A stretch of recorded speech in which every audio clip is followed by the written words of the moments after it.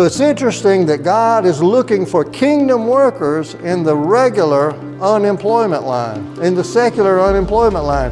Here God is looking for His workers there, kingdom workers. And God is trying, through this illustration, Jesus is trying to redirect our thoughts away from the worldly perspective back to a heavenly perspective, back to that Luke 19:10 perspective where we are called to be like Jesus. John 20 verse 21, as the Father has sent me, so send I you. And how was Jesus sent? Jesus was sent to seek and save the lost. Therefore, we ought to be seeking and saving the lost. So here's the parable. Matthew chapter 20 verse 1. For the kingdom of heaven is like a landowner who went out early in the morning to the threshing floor to hire laborers for his vineyard. Now think about this now. Early in the morning. Now verse 2. When he had agreed with the laborers for a denarius, and a denarius was an average day's wage, He agreed with the laborers for an average day's wage, and he sent them into his vineyard. So I'm guessing this was probably around daybreak. This group is gone. Now the next group is going to be the 9 o'clock group. But everybody is in line to make money. And money is important. You know, we need money. We got to be able to pay our bills. But nothing can compare with changing somebody's eternal destination from hell to heaven. Nothing compares with that.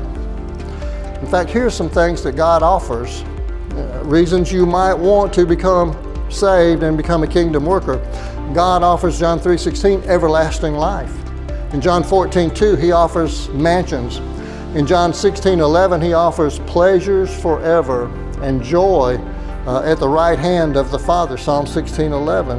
And plus there are additional rewards. I don't know if you have thought about this, but there are additional rewards for being a kingdom worker.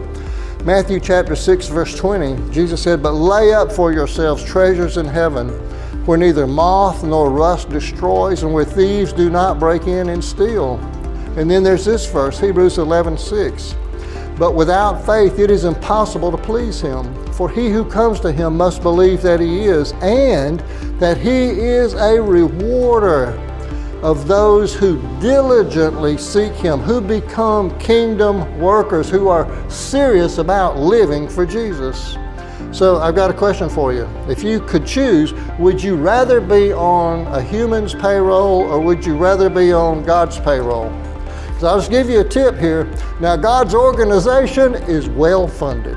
It is a well-funded organization.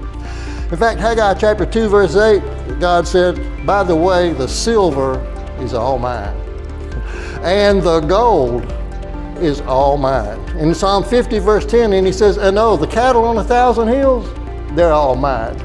And if I need some more, I'll make them." John chapter 1, verse 3, "All things were created by Him, and without Him was not anything created that was created." So God's payroll is where the real everlasting prosperity is.